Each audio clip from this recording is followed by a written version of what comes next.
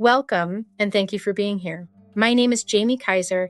I'm a mental health clinician and educator with over 25 years of experience, and this session is presented through Emerald Shores Clinical Education. Today, we'll be exploring reflective practice and therapy with a focus on awareness, attunement, and ethical presence.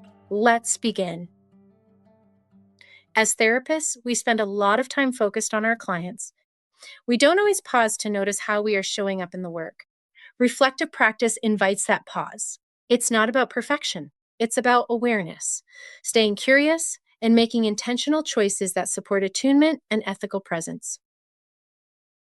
Reflective practice means noticing our inner experience, our thoughts, feelings, assumptions, and reactions. Then, considering how they shape our interactions with clients. Reflective practice allows us to slow down just enough to ask, is this response helpful, or is it coming from something else? Everything we've lived through shapes how we show up in clinical work. Some parts of us are visible, our language, tone, responses, and professional role. But often, what most influences an interaction sits beneath awareness.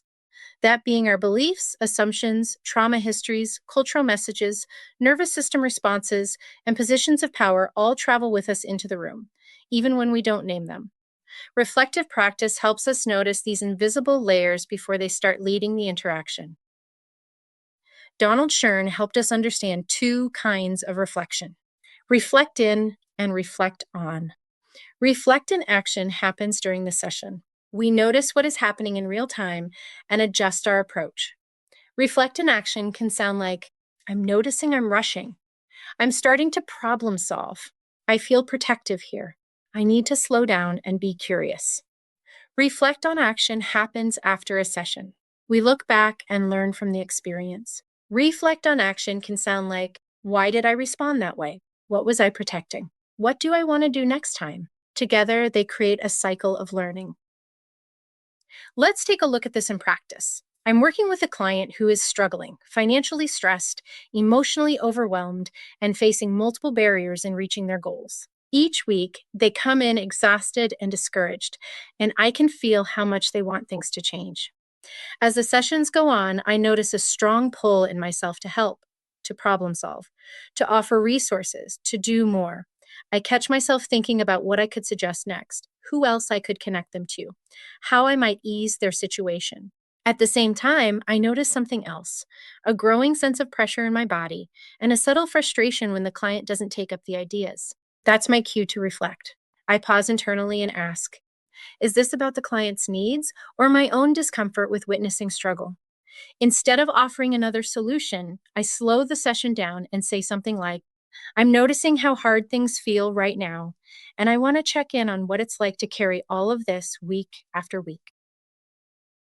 This reflection changes my approach to supporting the client. The session doesn't become easier, nor does the client's situation improve overnight, but the dynamic shifts from me trying to fix to us staying with the experience together, allows the client to feel safe in exploring their own barriers and negative thoughts. Reflective practice helped me notice my rescue impulse and choose presence over productivity. Instead of offering another solution, I am able to be present and supportive.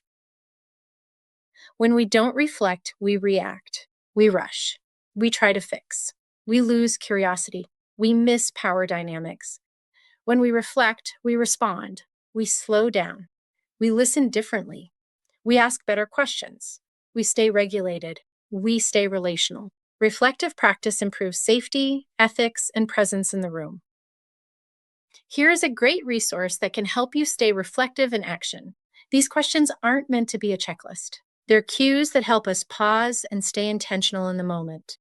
Reflective practice is about noticing what's happening inside us, in our bodies, emotions, and reactions, so we can choose how we respond rather than react. Noticing urges to fix, rescue, withdraw, or confront gives us information, not instructions. When we pause, we can check whose needs are shaping our response and whether we're staying curious or moving too quickly to conclusions. That pause is often what allows us to stay regulated, relational, and ethically present. These questions are for after the session, when we have a bit more space to reflect without needing to stay in the moment. They help us notice patterns rather than judge performance. The goal isn't to replay the session perfectly, but to learn from it. Paying attention to moments that felt charged or avoided often tells us more than the parts that felt smooth.